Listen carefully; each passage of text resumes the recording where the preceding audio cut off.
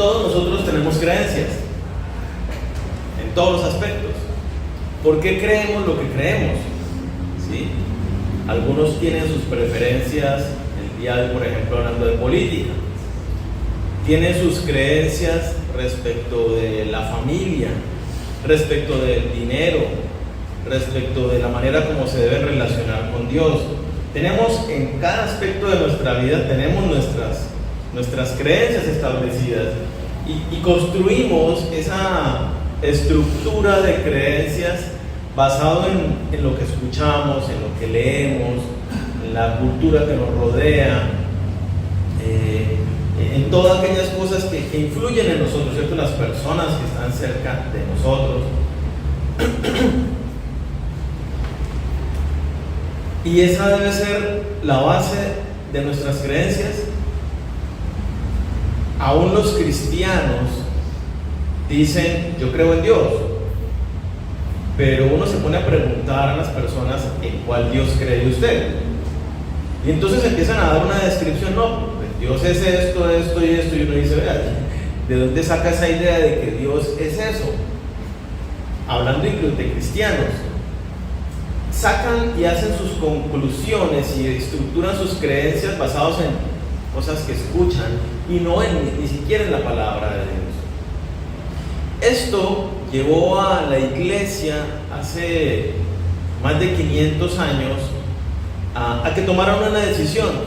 Cuando se estaba gestando todo lo de la reforma protestante, justamente había esa circunstancia. Unos hombres temerosos de Dios empezaron a decir, no, vea, pero la iglesia nos dice esto, pero yo voy a la Biblia y dice lo contrario. Por ejemplo, la justificación, yo leo la Biblia y me dice que es única y exclusivamente por la fe en Jesucristo.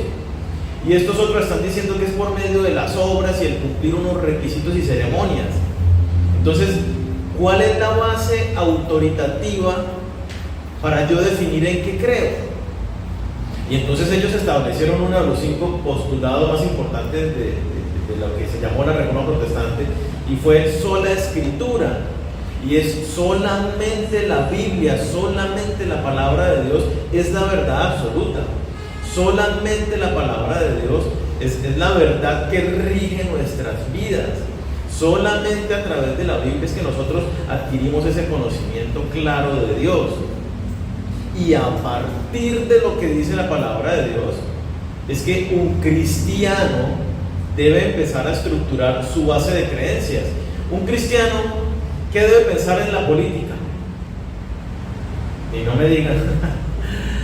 Un cristiano tiene que pensar políticamente de la manera que vemos en la Biblia que se piensa en política. ¿Cómo debe ver un cristiano la familia? De la manera en que la Biblia describe cómo es la familia y cómo debe ser el trato hacia la pareja y hacia los hijos y hacia los padres. ¿Cómo debe ser mi pensamiento respecto del dinero y los recursos materiales? Pues un cristiano tiene que pensar, creer y vivir respecto del dinero conforme a lo que dice la Biblia.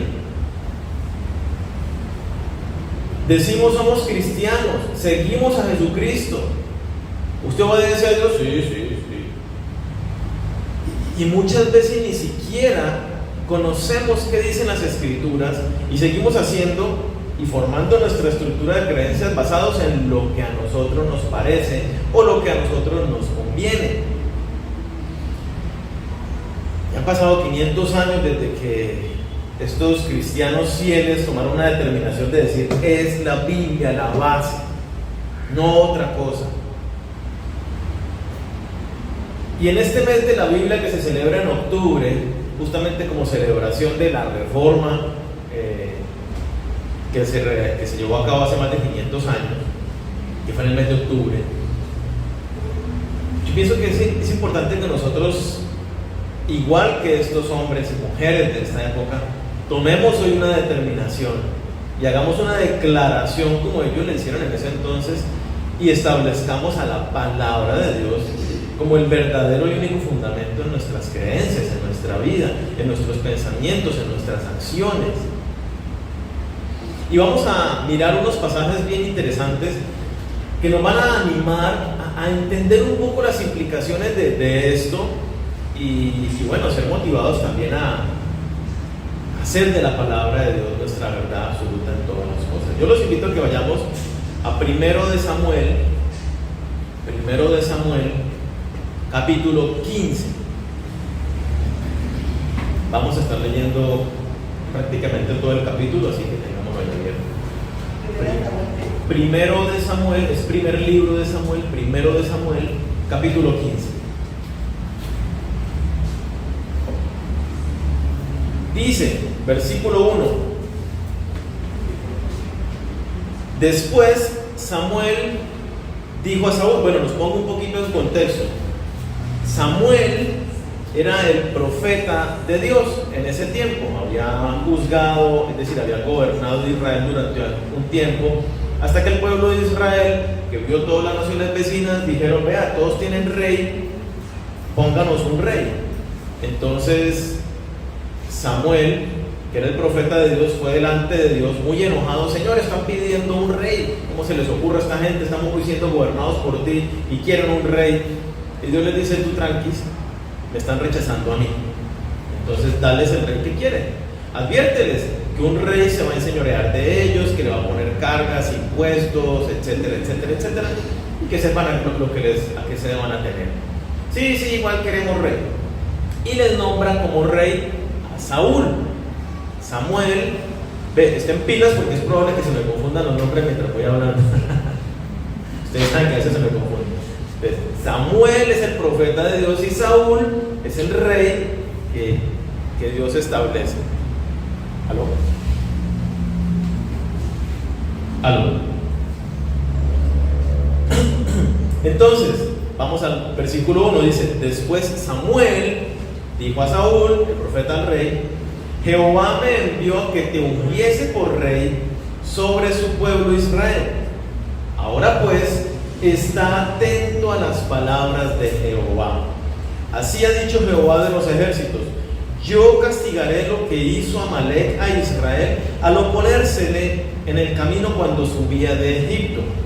Ve pues y hiere a Amalek y destruye todo lo que tiene y no te apiades de él. Mata a hombres, mujeres, niños y aún los de pecho, vacas, ovejas, camellos y asnos. Esta es una palabra bastante fuerte, ¿no?, que estamos leyendo allí. Dios le recuerda a Saúl, ¿cierto?, por medio de Samuel: ve, acuérdate que yo te hice rey, quien tú eres, lo que tú tienes, el título, el poder, las riquezas que ostentas, yo Dios, yo Jehová te las di, yo te puse a ti por sobre toda esta nación de Israel. Y le hace un llamado y le dice: está atento a mis palabras, está atento a la palabra de Dios. ¿Para qué?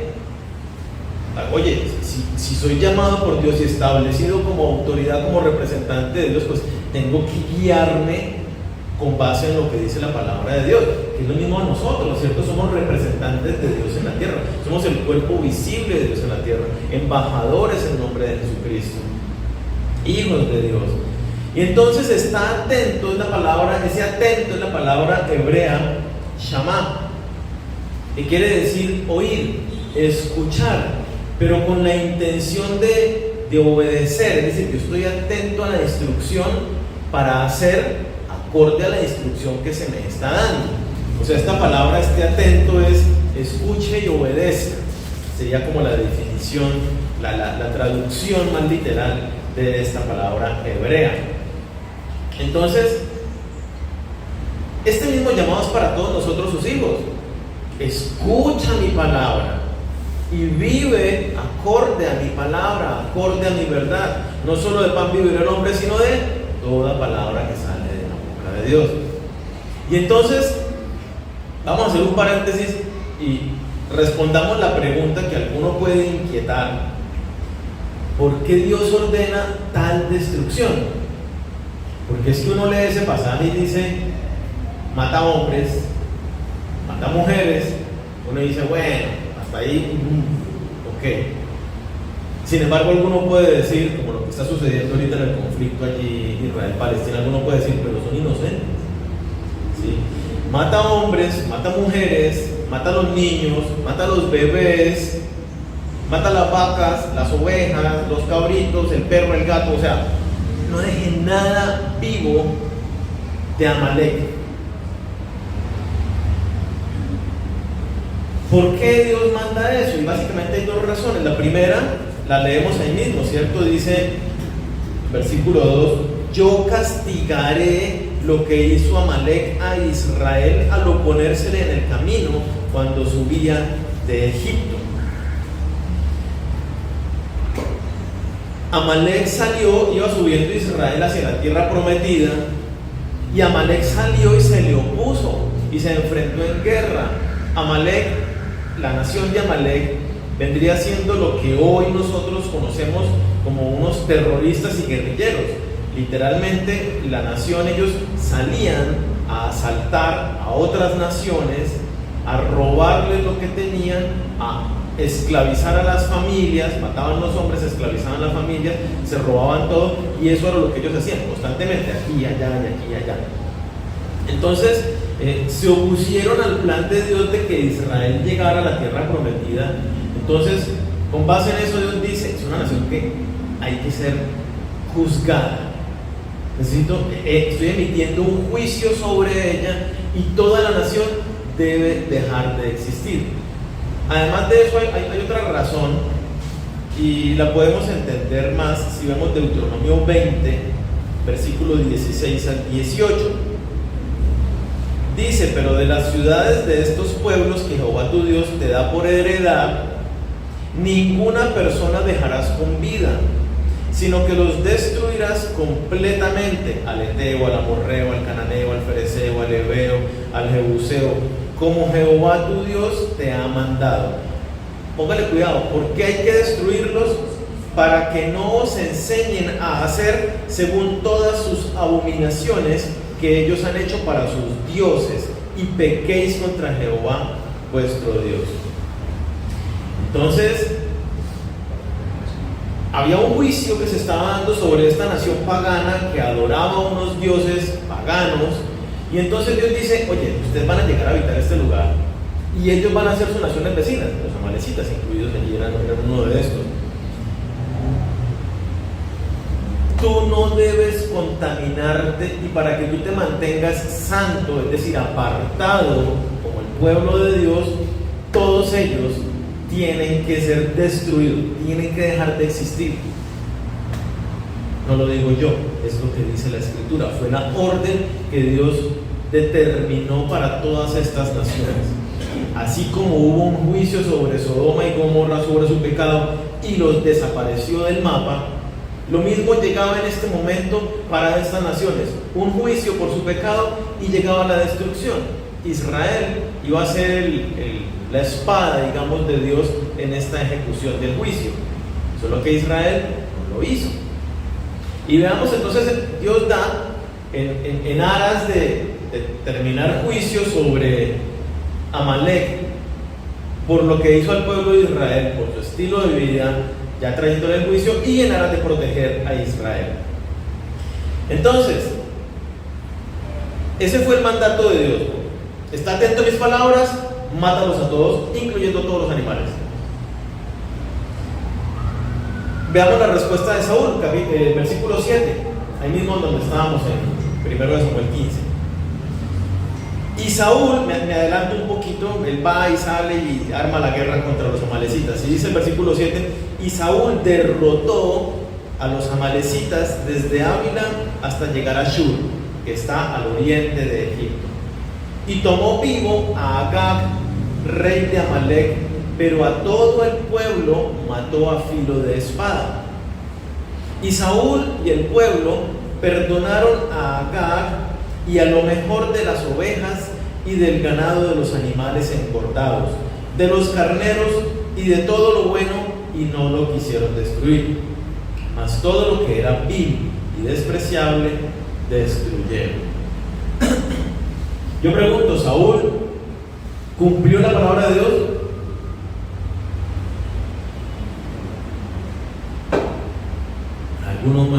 cabeza diciendo no, y los otros, más o menos.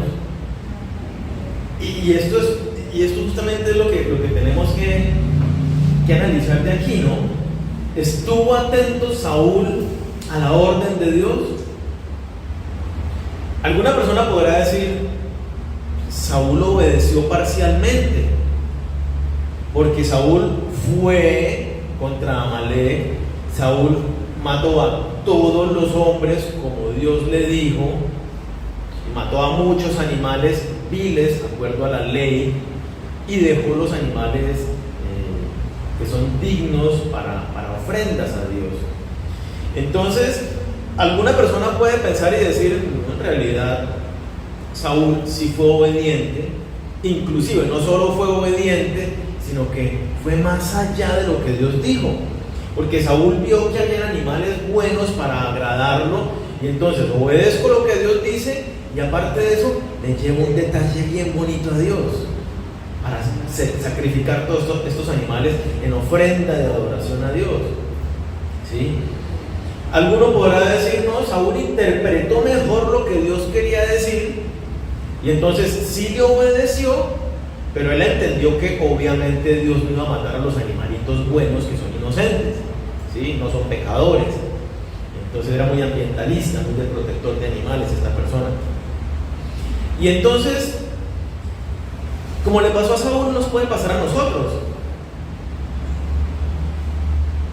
que dependiendo de nuestra perspectiva vamos a la Biblia y encontramos sus mandatos y los aplicamos de cierta manera, tal vez no al pie de la letra como Dios dice, y nos sentimos satisfechos porque decimos, no, pero yo sí fui, no, pero yo sí dejé de hacer tal otra cosa, pues no dejé de hacer lo otro, pero pues di un pasito chiquito, ¿sí? Entonces, ve y predica el evangelio. Y entonces yo voy a la otra persona y no le predico el evangelio, sino que le digo, oye, busca a Dios. ¿Está bien? Alguno podrá decir, yo le obedecí. Lo que usted hizo está bien. Es decir, está bien en ir y decirle a la persona, oye, busca a Dios. Pero si la orden puntual es, ve y predica el evangelio, y yo voy, pero no lo predico, ¿obedecí o no obedecí? No obedezco, ¿cierto? Lo mismo sucede en este caso. Nosotros damos pasos como cristianos, damos pasos de obediencia, pero pensamos que estamos haciendo las cosas bien. Miremos, vamos avanzando. ¿Qué fue lo que pasó en este caso, ¿no? ¿Qué opina Dios respecto de lo que hace Saúl? Vino para el versículo 10, y vino palabra de Jehová a Samuel, Dios hablándole al profeta, diciendo, versículo 11, me pesa haber puesto por rey a Saúl. Póngale cuidado a la declaración tan fuerte que hace, porque se ha vuelto en pos de mí y no ha cumplido mis palabras. Y se apesadumbró Samuel y clamó a Jehová toda aquella noche. Madrugó luego Samuel para ir a encontrar a Saúl por la mañana, y fue dado aviso a Samuel diciendo, Saúl ha venido a Carmel. Y he aquí se levantó un monumento y dio la vuelta y pasó delante y descendió a Gilgal. ¿Qué dice Dios respecto de la conducta de Saúl? ¿Le alegró? Dijo, oh, sí me entendió lo que yo quería decir, me trajo unas ovejitas y unas vaquitas, qué lindo para un sacrificio, que a mí me encantan los sacrificios. ¿Sí? Eso fue lo que dijo Dios. Mira lo que Dios dice. Dios dice, la conducta de Saúl fue de desobediencia. Dios no ve ninguna pizca de obediencia en el acto de Saúl. Nosotros, los seres humanos, podemos decir, espere, Saúl estaba en Israel en su palacio tranquilo. Dios le dijo: vaya a la nación de Amalek y mate. Saúl preparó al ejército, fue a donde Dios le dijo, se enfrentó en guerra, en batalla contra Amalek, mató a todos los hombres, capturó al rey, mató a los animales impuros. Alguno puede tratar de justificar: algo de obediencia hay allí. Pero miren desde la perspectiva de Dios, ¿qué dice? No solamente dice: me pesa, porque no solo no cumplió, sino que dice: se ha vuelto mi enemigo. La actitud de Saúl, como Dios la ve, es: este hombre se puso en pos de mí, se puso contra mí, se puso en contra mía, de haber sido rebelde.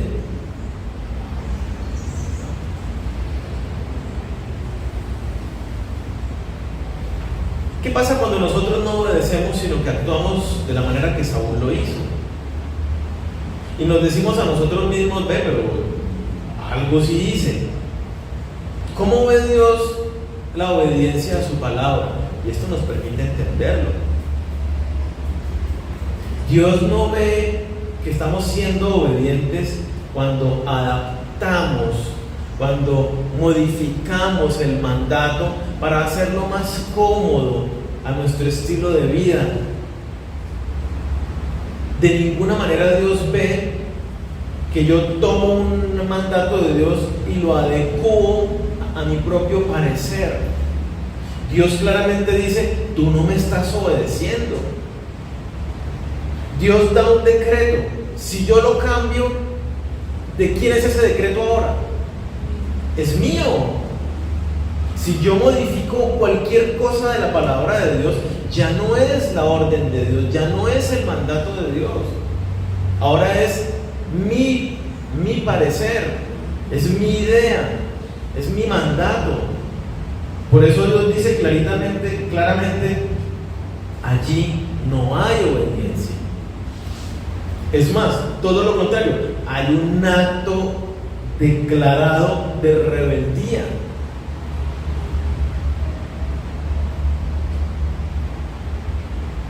Vamos al versículo 13.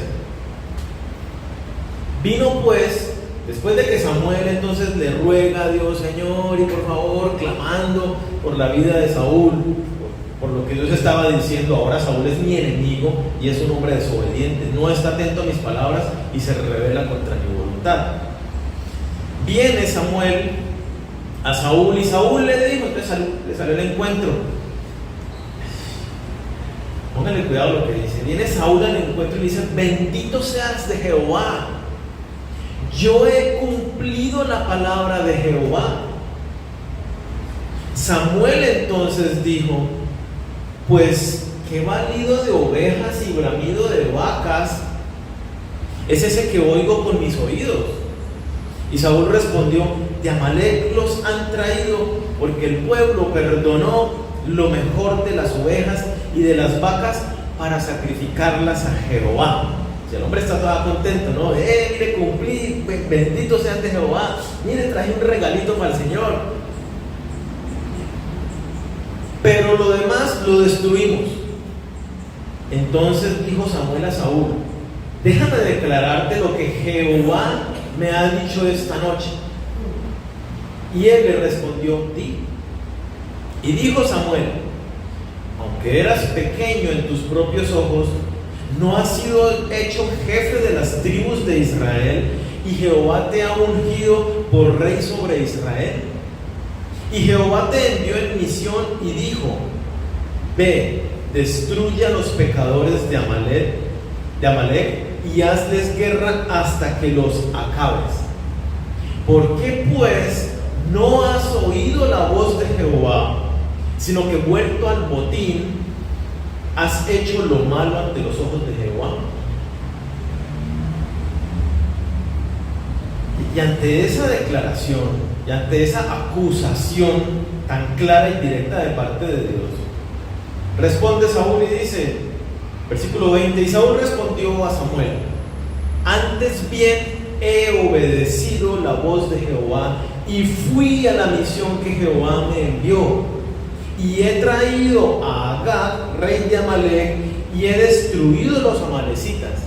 Mas el pueblo tomó del botín ovejas y vacas, las primicias del anatema, para ofrecer sacrificios a Jehová tu Dios en Gilgal.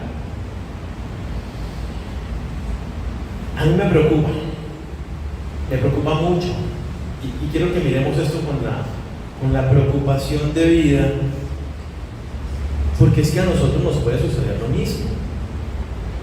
Cuando uno lee la primera frase, cuando llega Samuel delante de Saúl y Saúl le sale al encuentro todo contento: bendito seas de Jehová, he cumplido. Uno pudiera pensar ligeramente, le está mintiendo, pero no es el caso. Saúl no le está mintiendo a Samuel, sino que Saúl realmente cree que obedeció. Él realmente cree que sí hizo lo que Dios le había mandado. Y Samuel le recuerda: vea, espérenme, déjeme aclararle los hechos para que usted entienda, porque aquí hay un juicio de parte de Dios para usted. Los hechos son los siguientes: Dios le dijo a usted, lo pongo por rey para que obedezca y haga conforme a lo que yo le mando. Le hago una advertencia y le digo: esté atento a lo que le voy a decir. Luego le dijo: mátelo todo, destrúyelo todo, humanos y animales, que no quede nada con vida. Usted fue, se trajo al rey con vida y se trajo unos cuantos animales.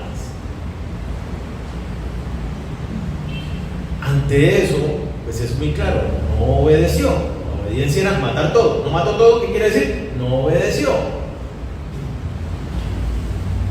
La señora le dice al señor en la casa: vaya y hágame un jugo de mora. El señor va a la cocina, está muy tranquilo en su televisión, se para, se va a la cocina, se lava las manos, saca las moras, saca la licuadora, baja el tarrito del azúcar, conecta la licuadora y listo. Y cocina la mora, si es del caso. Yo no sé hacer jugo de mora, ¿se dan cuenta? Cocina la mora y dejó listo y dice: ya, cumplí. Va la señora a la cocina a tomarse el juguito de mora y ¿qué piensa? ¿Que el hombre hizo o que no hizo el jugo de mora? No lo hizo, no cumplió con el pedido, ¿sí? Lo mismo pasa aquí. Si yo doy paso, saco alguna cosita, quito esto, le pongo lo otro, pero no cumplo al pie de la letra lo que Dios dice, claramente me está diciendo: lo siento, eres un rebelde, desobediente, que no obedeciste. Ahora bien, no solo queda allí, la situación es muy preocupante para nosotros. ¿Qué hace Saúl cuando Samuel le explica la situación?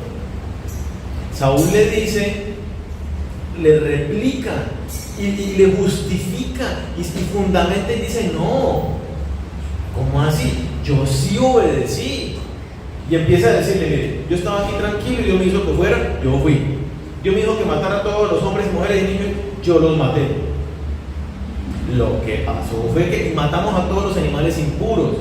Y empieza a justificarse dándole las explicaciones de lo que sí hizo.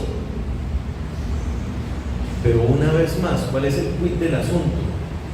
Saúl no hizo lo que Dios le mandó, hizo lo que a él le pareció. Con el mandato de Dios lo agarró, lo modificó e hizo conforme a su propio parecer. Y es muy peligroso porque a nosotros nos puede pasar exactamente lo mismo. Dios nos manda algo y decimos, damos algunos pasos y decimos: sí, yo cumplí. Nos damos la palmadita y vamos tranquilos, confiando en que delante del Señor estamos haciéndolo bien. Y venimos y levantamos manos y Señor, esto es alabanza y adoración a ti, ¿sí?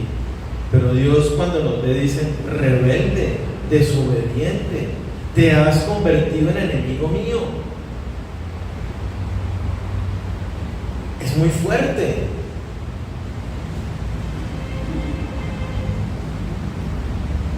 ¿Qué te pasó?, le dice Saúl. ¿Qué te pasó que no oíste la voz de Dios? No obedeciste.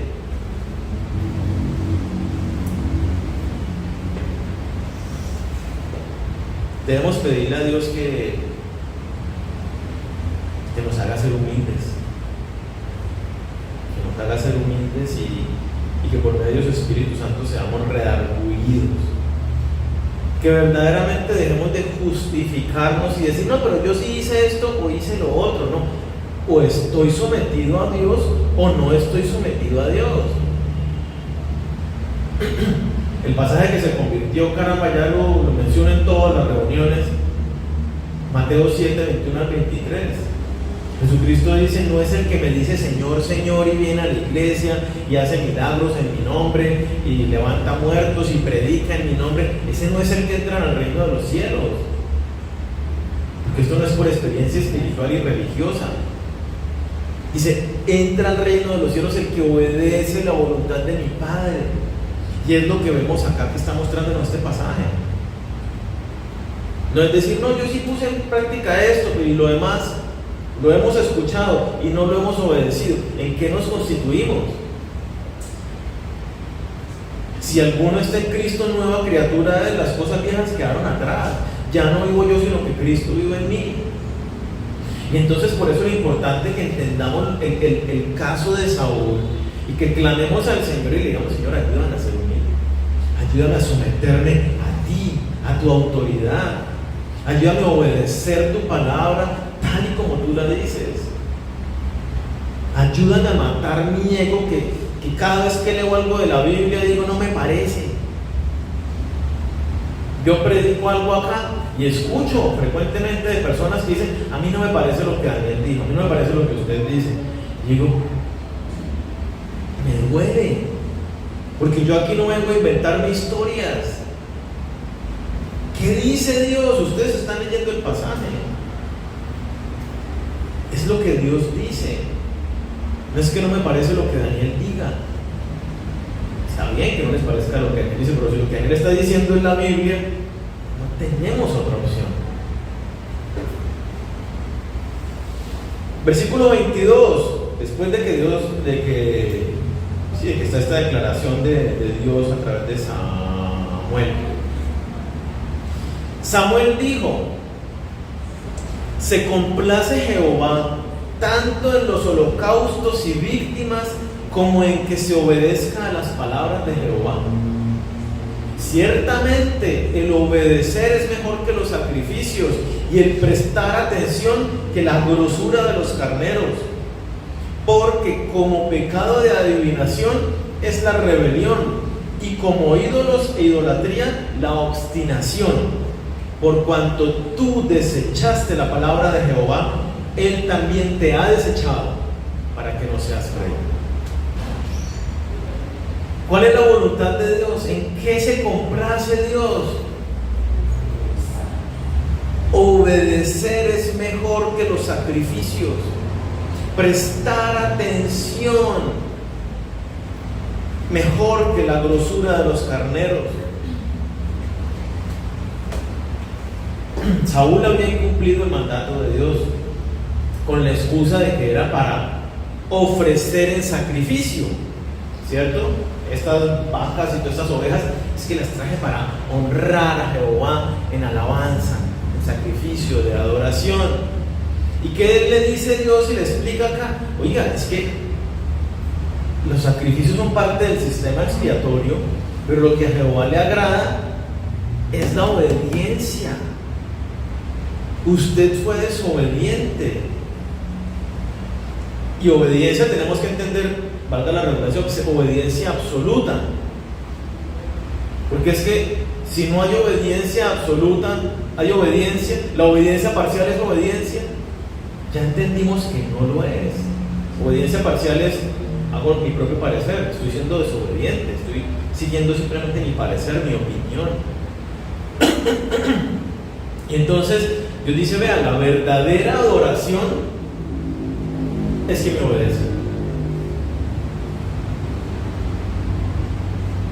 La grosura, dice, la grosura de los carneros es más importante que el prestar atención es más importante que la grosura de los carneros. La grosura de los carneros era esa parte que estaba prohibida comer, no se la podían comer por los animales, sino que sí o sí era parte sacrificada para adorar a Dios. Entonces Dios aquí le está diciendo, vea, de la parte que sí o sí usted tiene que sacrificar para honrarme, ¿qué es más importante? Ponga cuidado a mi palabra. Vaya a la Biblia y escudriñe qué es lo que usted tiene que hacer en su relación de pareja, en sus estudios, con su dinero, en la política, en el trabajo, con los bienes materiales, en absolutamente todos los aspectos de su vida. Esté atento a la palabra de Dios, porque por ella es que vivimos los cristianos.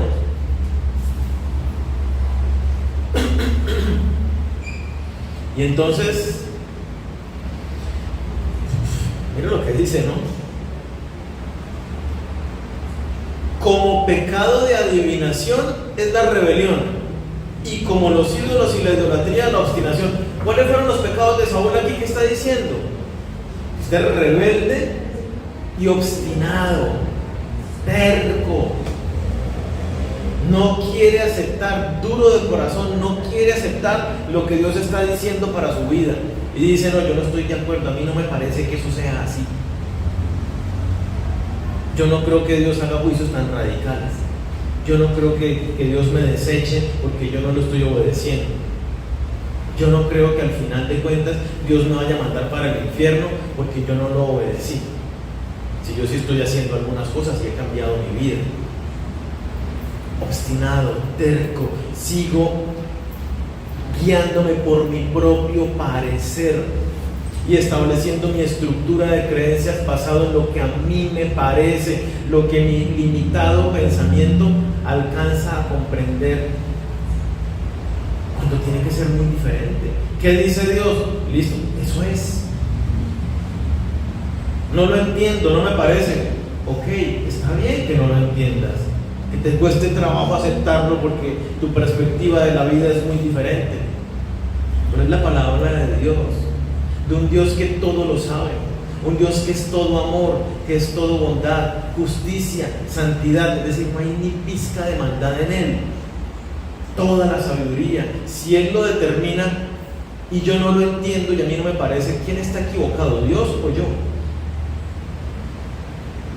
Y seguimos apegados, aferrados a nuestro parecer, obstinados. Que no nos pase entonces como a Saúl,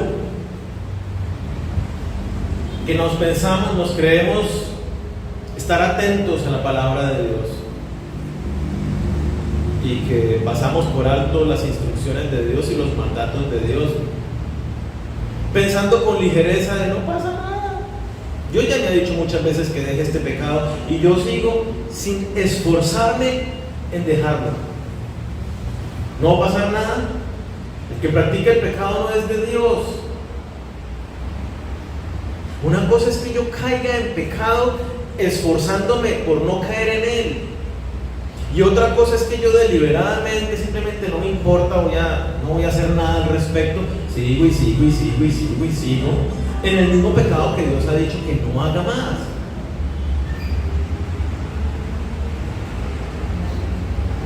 Necesitamos crecer en nuestra relación de confianza con Dios. Muchas veces sencillamente no obedecemos porque desconfiamos de lo que Dios dice, porque no creemos en sus buenas intenciones, porque nos pensamos que somos muy sabios y astutos y sabemos manejar las situaciones. Y Dios nos dice, así no es la vida. Yo te compré y pagué un precio alto por ti. Tú ya no te perteneces, eres mío. Si eso es verdad en tu vida, lo obedeces. te sujetas y le obedeces. Entonces vale la pena preguntarnos, ¿la Biblia realmente es mi palabra por la que yo estructuro mis creencias? O cuando se presenta una situación, yo me baso simplemente en mi experiencia, en mi conocimiento, y digo, hay que hacer esto y esto, y me lanzo a hacerlo, sin tener en cuenta lo que Dios dice. Estoy con una situación en la relación de familia y sigo haciendo lo que me parece y no consulto a Dios qué es lo que debo hacer. Como desechaste mis palabras, yo te desecho a ti. Tengamos muchísimo cuidado con desechar la palabra de Dios. Modificarla es desecharla. Adaptarla a mi comodidad, a mi parecer, a mi contexto sociocultural, es rechazar la palabra de Dios. La palabra de Dios es viva y eficaz. No pasará nada sin cumplirse.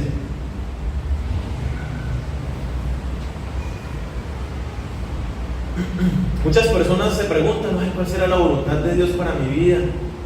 La palabra de Dios es la voluntad de Dios clara. ¿Quieres conocer la voluntad de Dios para tu vida? La Biblia. Del manejo de tu carácter, está en la Biblia. De tu relación, Biblia. Dinero, Biblia. ¿Qué debo creer yo de las filosofías corrientes que se mueven en el mundo? Biblia. Entonces la pregunta es, ¿la palabra de Dios verdaderamente es tu fundamento? La dirección de Dios, Dios mismo hablando a tu corazón, ¿realmente es por lo que tú vives? Y aquí el llamado es a que sigamos el ejemplo de Saúl, que no sigamos el ejemplo de Saúl. Alguno dijo por allá, amén. ¿Sí? Que no sigamos el ejemplo de Saúl, sino más bien que sigamos el ejemplo de David. Vamos unos capítulos adelante, segundo libro de Samuel, capítulo 5, vamos a leer del 17 al 25 y vamos a ver en contraste la actitud de David. Y vamos a orar pidiéndole a Dios que nos parezcamos a David y no a Saúl. Versículo 17.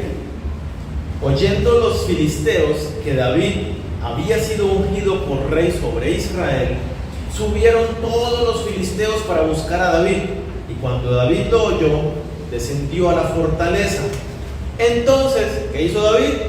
Consultó David a Jehová, diciendo: iré contra los filisteos, los entregarás en mi mano.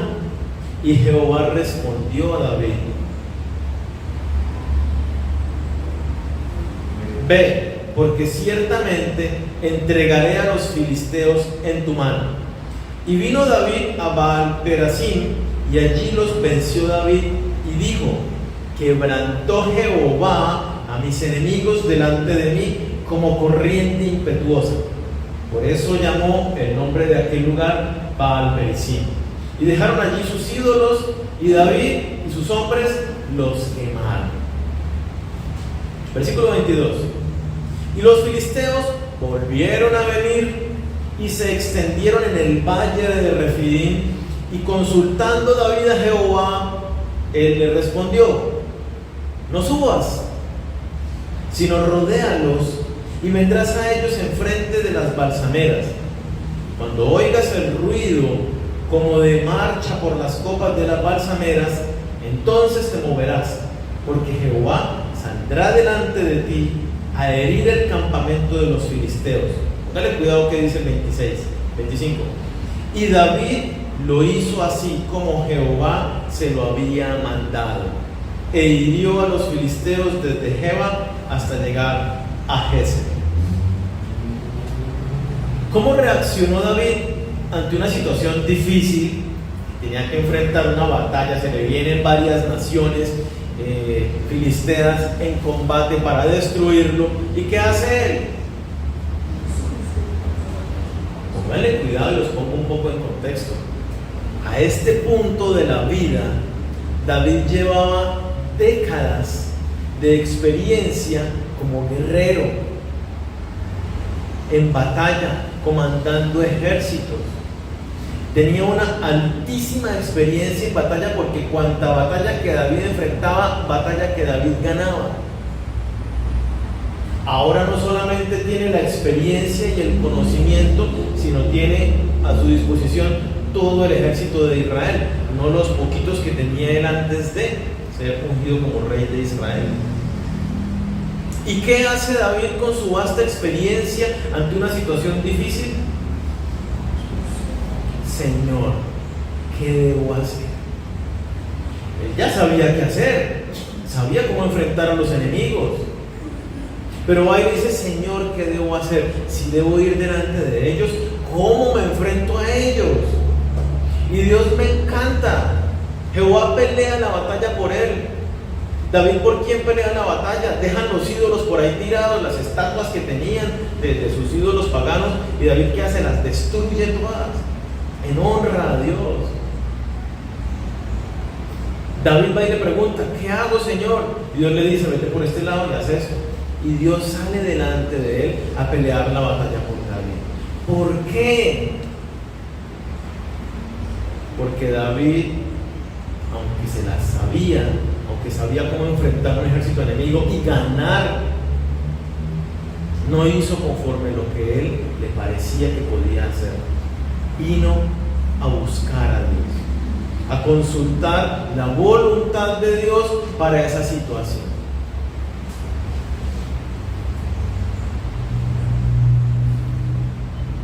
¿Nos parecemos a David? No digan sí, no digan no, ojalá todos digan sí. Pero frecuentemente vamos por la vida haciendo lo que nos parece, basados en nuestra experiencia. En situaciones de nuestro trabajo, hacemos lo que sabemos hacer porque yo ya sé hacer esto.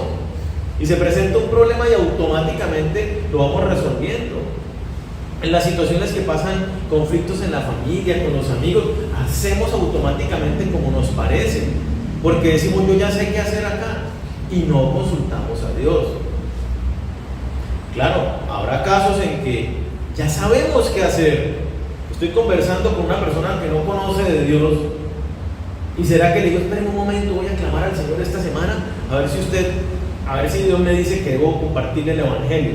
Claramente sabemos que debemos predicar el Evangelio, pero ahí mismo igual debemos decir a Dios: Señor, dirígeme. Señor, lleva a esta persona que abra su mente, su corazón, estar allí buscando a Dios en todo lo que hacemos y haciendo conforme a su voluntad.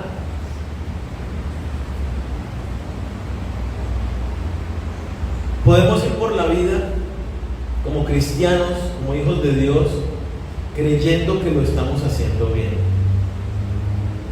pensando de nosotros mismos como Saúl se veía a sí mismo: he obedecido. Y no solo eso, sino que traigo alabanzas al Señor. Podemos ir por allí sin darnos cuenta que esos ajustes que le hacemos a la palabra de Dios son absoluta rebeldía a quien es Dios. Son una demostración a Dios de que no creemos en Él, de que no confiamos en quién es Dios y sus planes para nosotros.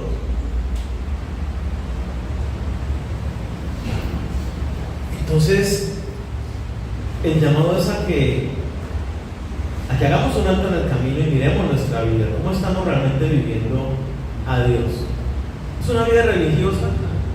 ¿Es una vida de ceremonias, de creencias intelectuales? ¿O realmente Jesús es el Señor de nuestras vidas? ¿Realmente la palabra de Dios es el fundamento por el cual nos movemos? ¿Realmente estamos viviendo en el poder del Espíritu Santo? Porque es que poner en práctica y obedecer la palabra de Dios es en el poder del Espíritu Santo. Y los dos ejemplos que vemos, el Espíritu Santo había venido sobre la vida de Saúl cuando fue ungido por rey, y eso lo leemos en las Escrituras. Y después de esto, cuando Dios lo desecha, Dios le quita el Espíritu Santo de la vida de Saúl. En el Antiguo Testamento funcionaba de esta manera. Cuando David es ungido por rey, el Espíritu Santo viene sobre David. Por eso cuando David peca en el Salmo 51 le dicen, acordándose de lo que pasó con Saúl, lo que le ruega David a Dios: no apartes de mí tu Santo Espíritu. el Antiguo Testamento sucedía de esa manera. A nosotros, en el tiempo de Jesús, el Espíritu Santo ya no viene y se va. Él vino y está en nosotros. Pero esas actitudes de rebeldía que hacen con el Espíritu Santo, dice, lo contristan, lo apagan. No apaguéis al Espíritu Santo de Dios, dice la palabra. No contristéis al Espíritu Santo. Actitud de rebeldía, actitud de desobediencia, apaga, te desconecta de Dios. Tú dices, pero yo sigo creyendo en Dios, yo sigo sabiendo que lo necesito. Sí, pero estás desconectado. Y tus oraciones, y tus canciones, y tus alabanzas, y tu vida que dice, Señor, bendíceme, no está contando con la bendición de Dios, porque estás en rebeldía de Dios. Necesitamos hacer una renovación en nuestra mente y verdaderamente en humildad decirle a Dios, Señor, yo quiero ser valiente, ser esforzado y sujetarme a tu autoridad en obediencia a tu palabra y tu verdad. Quiero aceptar tu verdad como tú la hablas, no hacerle cambios, Señor. Que nos parezcamos más a David, que busquemos a Dios y sigamos sus instrucciones, y mucho menos o de ninguna manera a Saúl, para que Dios no nos mire como unos tercos, obstinados, duros de corazón, rebeldes, desobedientes, que seamos desechados de estar en Dios. Así que los invito a que oremos.